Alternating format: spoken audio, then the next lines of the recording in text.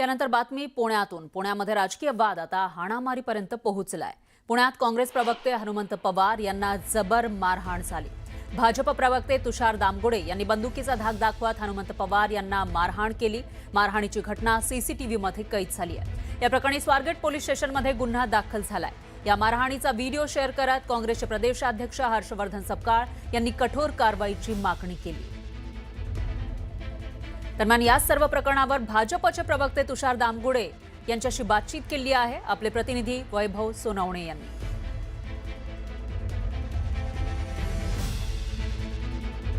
काँग्रेसचे प्रवक्ते हनुमंत पवार यांना मारहाण प्रकरणामध्ये काल हिंदुत्ववादी कार्यकर्ते तुषार दामगुडेंचं नाव आलं। तुषार दामगुडे हे सतत नक्षलवादाच्या विरोधामध्ये भूमिका घेताना कायदेशीर प्रक्रियेमध्ये यापूर्वी अनेकदा न्यायालयांमध्ये कोरेगाव भीमा आयोगाच्या चौकशी आयोगासमोर अशा अनेक ठिकाणी तुषार दामगुडेंचा वावर राहिलेला आहे। सतत कट्टर हिंदुत्ववादी भूमिका ते घेत असतात।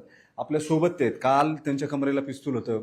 4-5 मित्र समर्थक त्यांच्या सोबत होते आणि एका स्टुडिओतून बाहेर पडताना चर्चा करून बाहेर पडताना त्यांनी बाहेर आल्यावरती हनुमंत पवारांना मारहाण केली। स्वारगेट पोलीस ठाण्यात या संदर्भातला गुन्हा दाखल झालाय।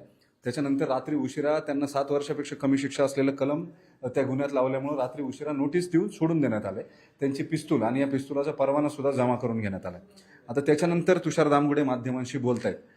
नेमकी काल घडलेली घटना कशामुळे घडली, त्यांची आता त्या घटनेबद्दलची भूमिका काय आहे, जे घडलं ते योग्य होतं का, असे असंख्य प्रश्न सध्या चर्चेला आहेत। त्यांना आपण या सगळ्या प्रश्नांची उत्तर घेऊ। आता सगळ्यात पहिली प्रतिक्रिया तुमची, काल जे घडलं ते स्पॉन्टेनियस होतं, अचानक घडलेलं होतं, क्रियाला प्रतिक्रिया होती की सगळं ठरवून केलेलं होतं? तुमच्या न्यूज 18च्याच चॅनलवरती तुमच्या कार्यक्रमामध्ये या विकृताने 8 दिवसांपूर्वी मला मारण्याची धमकी दिली, मला अश्लील शिवीगाळ केली, जातीवाचक उल्लेख केले आणि काल देखील डिबेटमधनं बाहेर पडत असताना तू हिंदुत्व करतो, नक्षलवाद करतो, तुला ठोकतो, अशा प्रकारची धमकी दिली। बाहेर त्याला जवळ बोलून पुन्हा खुलासा विचारला तर पुन्हा त्याने त्याचा पुनरुच्चार केला। आता अशा वेळी जे काही स्वाभाविकपणे घडणं शक्य आहे ते घडलं। ते काही कोणी भाजपचे कार्यकर्ते, बोलवलेले गुंड, मी काही भाजपचा कार्यकर्ता असं काही नाही आहे। आमच्या नावाने 2 रुपयाची पावती कुठं नाही, आमच्या नावाने कुठलं नेमणूक पत्र कुठं नाही। ते माझे सहकारी आहेत, माझे बंधुवत मित्र आहेत। त्यातनं जे काही घडलंय तर अशा विकृताला धडा शिकवणं जे काय आहे ते योग्य केलेलं आहे असंच माझं म्हणणं आहे। त्याच्यामध्ये कुठेही बंदूक काढली, त्याला लावली, हे जर सीसीटीव्हीमध्ये जर दिसत असेल तर त्याप्रमाणे कारवाई व्हावी। माझं असं म्हणणं नाही आहे की मीच सगळं खरं बोलेल। ते जे काही सीसीटीव्हीमध्ये दिसतंय ते जर प्रसार माध्यमांना त्याच्यात जर आढळलं किंवा बंदूक काढून लावली तर लावली म्हणा। बरं, तुषार दामगुडेंना आणखी एक प्रश्न आहे, तुमचा भारताच्या संविधानावर विश्वास आहे का? माझा भारताच्या संविधानावरती विश्वास आहे, त्याच्यातल्या सगळ्या अधिकारांवरती विश्वास आहे, त्याच्यातल्या सगळ्या कर्तव्यांवरती विश्वास आहे, या देशाच्या महापुरुषांवरती विश्वास आहे। गांधीजींची भाषा करून बुटाने मारतो, एका जातीचं जेनोसाइड होईल अशा पद्धतीने नॅरेटिव्ह रचणं हे काय माझ्या भारताच्या संविधानात बसत नाही। त्यासाठी जी काही आवश्यक कारवाई आहे एक जागरूक नागरिक म्हणून ती करण्याचा मला संविधानाने अधिकार दिलेला आहे।